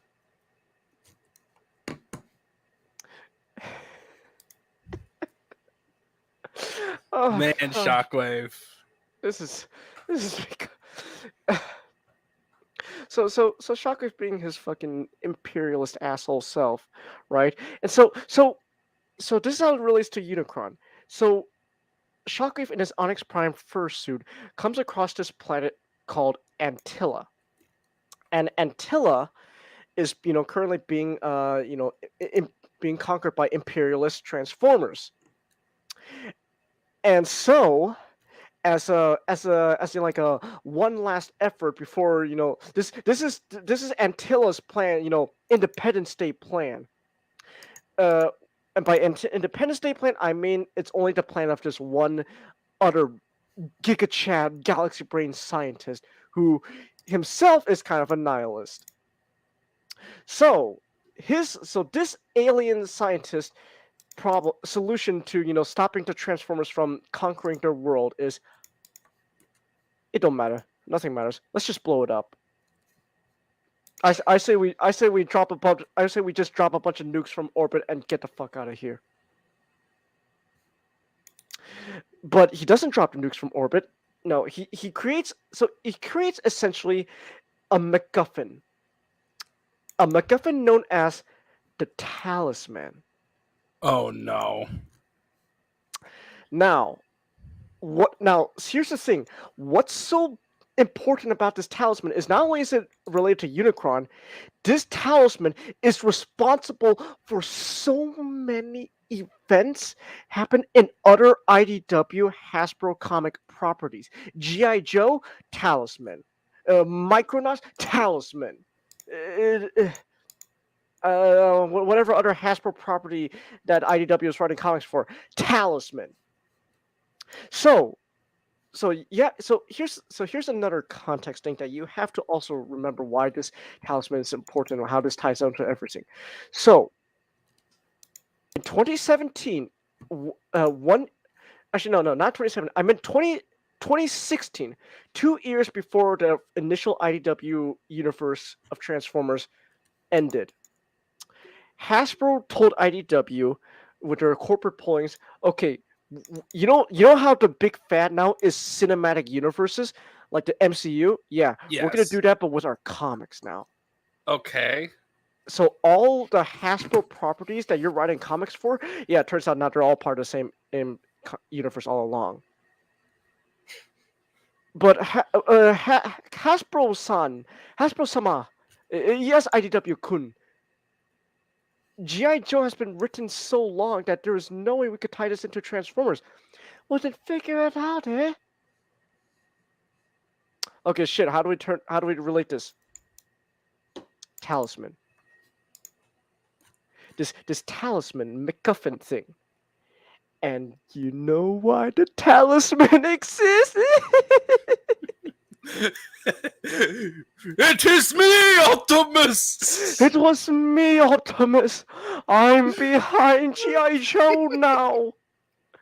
So in 2016, IDW released their first ever huge major multi-property event comic known as Revolution. So Revolution involved Transformers, it involved G.I. Joe, it involved Micronauts, ROM, Action Man, Mask, like all the Hasbro properties that were involved, that were toys from Hasbro. They're now part of this universe in this new Revolution comic event, and I fucking despise comic events. I'm sorry. Like the more that's the one thing I can never get into. Like comic events should happen like once every like 5 years. Sure, but like I'm sorry. I'm just not a big fan of comic events. I don't like it. I like, oh man, this is a really compelling story. That how is Optimus gonna live through this? Well, you gotta buy this issue of G.I. Joe. But that's worse when it's like not Marvel or DC, and it's like, obscure properties that only a very niche audience care about. So okay, maybe G.I. Joe wasn't a right example because I'm thinking like Mask. Yeah, like Mask or Micronauts. Like, you want to know how Optimus survives? Read this issue of Micronauts. What the hell is a Micronauts? Figure it out, eh? Okay, actually, do you know what Mask is? Yeah, I know what what the fuck is a Micronaut? Oh, Micronauts is okay. It was basically a toy property that involved characters who were very small, and they it's just a toy line. The only reason I know about it is that Marvel wrote a bunch of comics, and they teamed up the Fantastic Four one time to beat up on Psycho Man, Psycho Guy. The one who gave Sue her BDSM outfit. Actually, speaking of the Micronauts, though, you know why the Micronauts can shrink and all that? Because it turns out the Micronauts get their powers and stuff from a Transformer. Oh no! What is that Transformer's name? One of the original 13 Primes, Micronus Prime, the Prime of Minicons. Okay. First thing, but you know why Micronus is important? Oh no! Remember, Micronus. Remember who groomed you into the man you are now. Dang it, Shockwave! I'm telling you, after Dark Cybertron, IDW just decided everything ties one way or another back to just Shockwave. It's crazy. So back to the MacGuffin talisman. So the MacGuffin talisman is also essentially a planet scale nuke that the scientist does essentially detonates to destroy the entire planet. And that's how that's his last fu to the Transformers. And then and funny enough, I don't remember exactly, but believe that's the event that made Shockwave go, second thought, being imperialist is a silly idea. Let's not be imperialist. But that's what he tells to the 13 Primes. But meanwhile, he reads the history books. Okay, yes. After this planet blows up, okay, good. The planet blew up. Yes, okay. Now the history books say that we have to stop being imperialist. Okay, done. So the MacGuffin talisman blows up the planet Antilla. But it didn't work as planned. Because for some unimaginable reason, the talisman channeled the soul of the dead scientist who's literally his soul is staying alive because he's too angry at the Transformers to die. And so the soul of this dead scientist is now like possessing this MacGuffin nuke thing that also has the ability to put their planet back together. But he decides, no, it can't just simply put the planet back together. I want revenge on the Transformers for destroying my home world. I'm going to turn it into a giant planet-eating planet to eat all the planets that the Transformers are on. That's right. This dead scientist literally pulled a Gundam Unicorn new type bullshit to transform his entire dead planet into Unicron to get revenge on the Transformers because Shockwave was an imperialist asshole. Who was a history lover. Yes. So now that we know how Unicron came to be, now we can go back to Shockwave's big galaxy brain plan. So Shockwave wanted all of society to collapse, even just for 5 minutes. Even if he's being thrown in jail, it's like, it doesn't matter, because within that span of 5 minutes, no one in Cybertronian civilization believes you anymore, Optimus, or you, Windblade. They don't like you guys anymore. That's right. I brainwashed all of Cybertronian civilization to think you two are essentially the Donald Trumps of Cybertronian society. What? That was his end goal? No, that's not his end goal. That's part of his end goal. So with now all of Transformer society having a lack of faith in their government and stuff, now Shockwave can do his next big brain plan. So get this. So it turns out that Shockwave has a secret army that he was amassing while he was in his fursuit known as Onyx Prime. He was amassing an army of Maximals. What? So and now the Maximals are not what you think from Beast Wars. No, the Maximals is just a faction of every single Beast Wars Transformer ever known in show, cartoon, comics, toys, etc. And they're all just mindless army servants of Shockwave. So imagine, his big plan. Is this his end goal? no. What?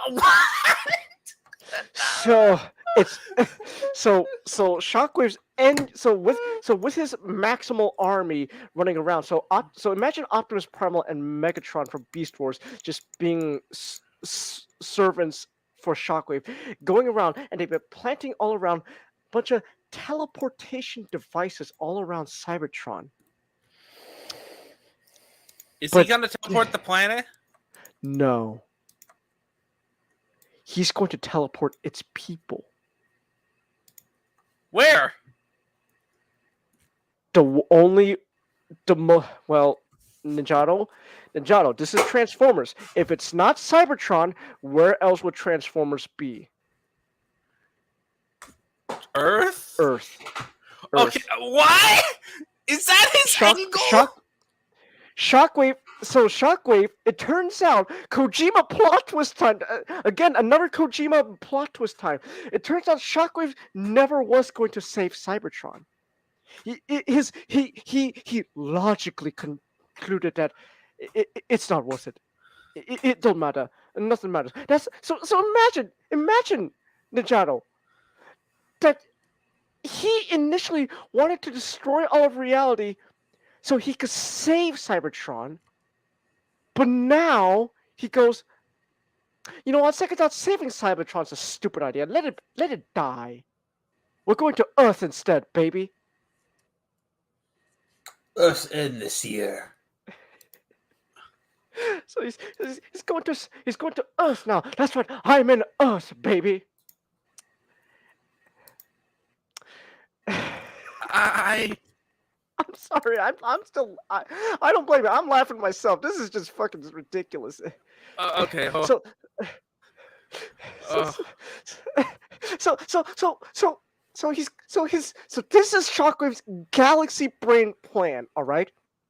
He's going to teleport all of the Transformers to Earth. And when everyone's on Earth, he's going to take command of the Decepticons, because that's right, Decepticons are still a thing because it's Transformers. You can't get rid of them forever. So he's going to take command of the Decepticons, and they're going to be a bunch of imperialist assholes again, but to Earth. Basically, they're going to do essentially what Megatron failed to do: conquer Earth as their new home planet. Stop! My immersion broke. Oh, it doesn't end there. It doesn't. I get it. I don't get it. Doesn't end there. So you see, Ninjato, the reason why he deemed that Cybertron is not worth saving is because, guess what? Those bullshit Infinity Stones he created again, they're a major plot point once again. What?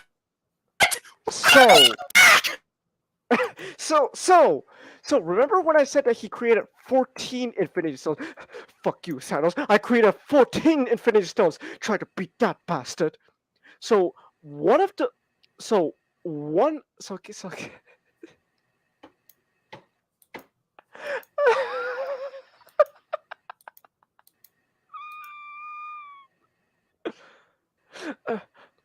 oh wait, no. I'm sorry. My bad. I'm mixing things up again. That's my fault. No, so we're going back to the talisman. But but to be fair though, the talisman it has the same properties as one of his magic bullshit Infinity Stones that he created. I got confused there. So the MacGuffin. So he's going to use the MacGuffin talisman, right, to essentially blow up Cybertron.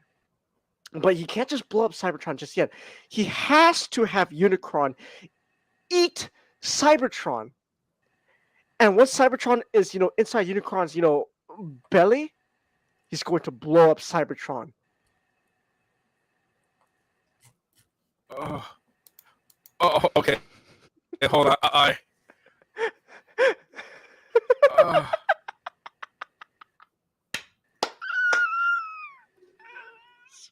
Great. This is the reaction I wanted to get from you, Also, I'm just loving Master. He's just too tired. He's just, I don't fucking know anymore. So he's going to use the magic MacGuffin to MacGuffin magical nuke. But that's right. The talisman is also magical for some reason. What? Yeah. It's magical for some. I don't fucking know. I don't fucking know, Ninjato. So the talisman is going to blow up Cybertron once Cybertron is, being digested by Unicron. So that way he could blow up Unicron from the inside out. Kojima plot twist time. You're noticing a pattern here, right? There's a lot of Kojima plot twists going on with Shockwave. Somebody has been been playing way too much Metal Gear, and they thought, hey, let's just make Shockwave Excuse into me? every single Metal That is Gear not a word. antagonist. Way too much in Metal Gear should not be used in the same sentence like that. So And finally, Kojima- okay, so I was actually sorry for time for this clip because I accidentally deleted it. But here, How do you spell stupid? oh darn it, I need to redo it. But yeah, stupid. How do you spell stupid? So with the magical nuke that this alien scientist, aka Unicron, created, he's going to blow up Unicron from the inside out. But Kojima plot twist time. It turns out that the Maximals, the Beast Wars characters that were working for Shockwave, they were only pretending to work for Shockwave. This is apparently. And believe it or not, this is actually the first time. And believe it or not, this is the first time that something has not gone according to Keikaku for Shockwave. He actually, in all his Machiavellian mind, he didn't realize that the Maximals weren't actually working for him. What? You lied to me. Why?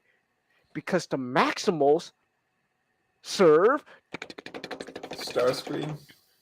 Unicron. Should have been sorry. You mentioned Starscream. Starscream. Long story short, after Shockwave did his whole things, Starscream technically became leader of the Decepticons again for 5 minutes, and then he died. All right, when does he come back? He doesn't, He doesn't. because we are so Matchstick. We're in the end game, So right? Matchstick, what Unicron has been building up to be the end game of all of IDW Transformers. This is the end game. These are the last few issues of Transformers. So, these are the last few issues of Transformers, right? So, Shockwave failed to realize that the Maximals are working for Unicron now. And they teleported the talisman off of Cybertron, so Unicron is still alive. And Shockwave's like, "Where the hell is the talisman?" How? Bullshit. That's how. It's like, "Where the hell is the talisman?" You know where it is?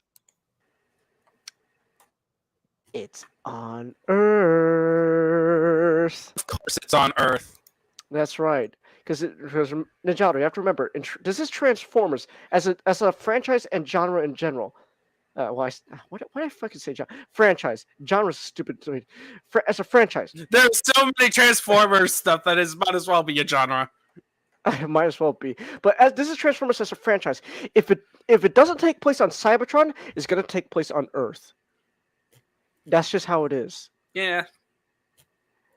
So the talisman is on Earth now. Oh my god! But wait. Oh, by the way, Shockwave. Shockwave, we need that final trifecta button. Failure.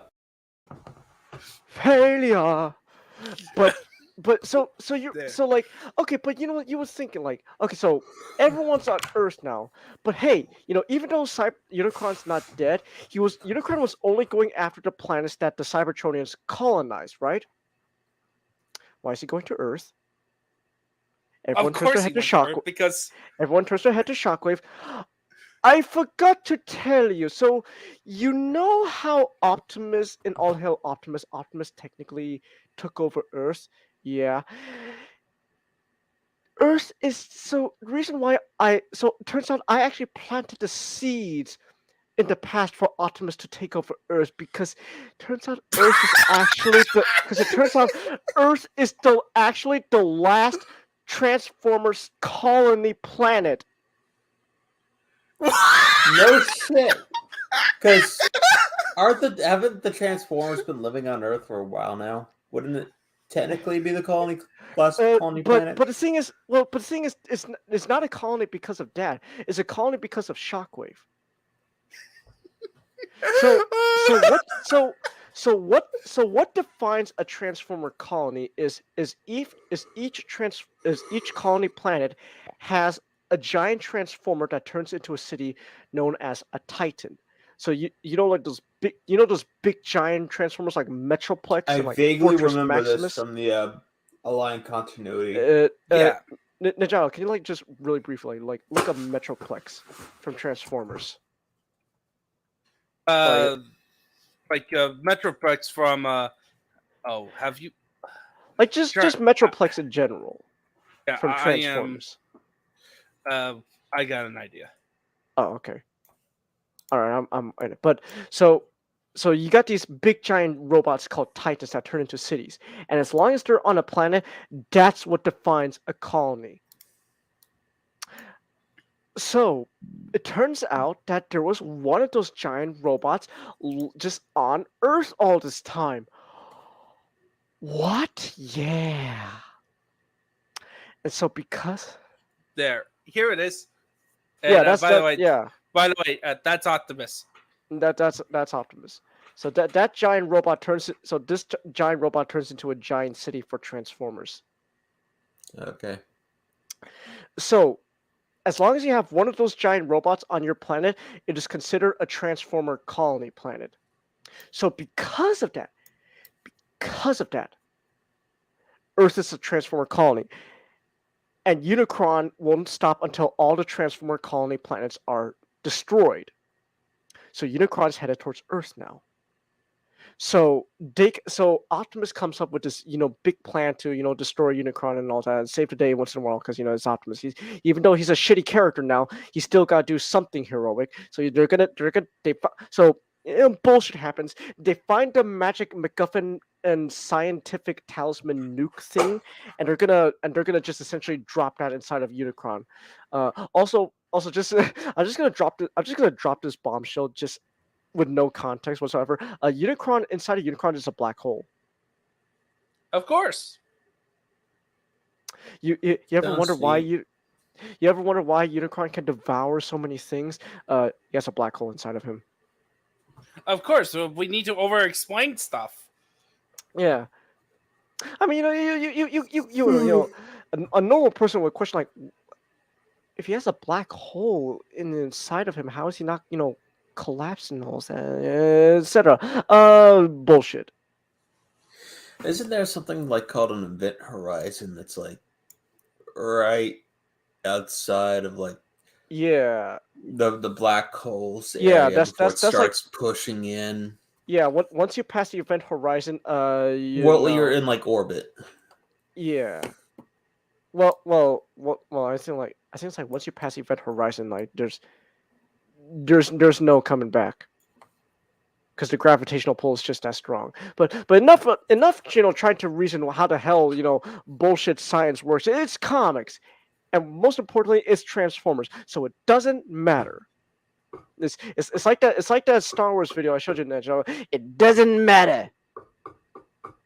No, you have to explain this. No, it doesn't matter. I just wanna eat planets. What's the explanation that is the explanation? It doesn't matter. So okay. So I could actually tell you why Unicron has a black hole in him, but long story short, it doesn't matter. So Okay. So Shockwave's plan has been ruined, right? And they're gonna use the MacGuffin talisman to destroy Unicron. And you would think, well, hey, they're gonna destroy Unicron. This is what what Shockwave kind of wants, right? No. I have to be in charge of the plan. Why is Optimus in charge? No, I gotta stop them. They're ruining everything. I gotta fix this. Excuse me, but I said I wanted to kill Unicron. Me, not you. Not you. Oh my goodness, he is Lex Luthor. So he's gonna ruin everything because I have to be the one to defeat Unicron. Long story short, Shockwave fails. Shockwave fails because of Prowl, and yeah, we know. Okay, yep. Just put another tag. Prowl. Put a tap on Prowl for another Lord of the Dunces, because oh my God, Prowl, Jesus Christ, man. But so he gets stopped by Prowl, and then Prowl essentially does like. And then Prowl and another Transformer that you don't really can know who the hell she is. She does the Nemo surgery mind hacking thing to Shockwave again, and then it's because of that Shockwave realizes, oh my god, what have I done? I'm a monster. That's right. We're going back to his character arc from back to Dark Cybertron. He's having it again where he realizes he's a monster. Does he get? Does he like make a self-sacrifice move? No. He gets That's thrown in jail. Again? Yes. That is Shockwave's literal punishment to everything he did. Just okay, you're behind bars, but this time it's not 5 years. It's 6 years. Eat that, Shockwave. And then he's released. No, because by then the comic ends, and by then Shockwave, he's gone through his character arc again. So he realizes, no, I'm just gonna stay behind boss forever. For 6 years, haha. Fuck you. I want to make it 6 million. Shockwave's literally Shockwave ends like, okay, Shockwave, you're going to be here for 6 years. Make that 7, 8, 9, 10, 11, 12, a million. Okay, a million. Yes, I win. All right, 6 years are over. Time to get out, Shockwave. I don't wanna. And that's how it. That's the end of IDW Shockwave. 2 hours to go through this comic run. How long is this comic run? 13 years of comics. 13 years of comics, Matchstick. All right, issue number. No, it can't be. It's because it has it's multiple series. Yeah, it's a bunch of multiple number. Look, just look up Transformers Spotlight Shockwave. That's all I could do for you. And if you really look, Matchstick, I don't really want to. I don't particularly. Well, then in that case, then I'm just gonna link you his TF wiki page. I'm gonna just put in the Lord of the Dunces backroom thing. I'm just gonna link his TF wiki page, and you could just read that in your spare time. There you go. So I hope we won't lose viewers because of this long drawn. But oh my goodness! Yeah, that's IDW Transformers. It was all Shockwave's fault. Nick's been sitting in a streaming VC for the past 20 I minutes. know. Just I know. so lonely. I It's know. so lonely. Okay,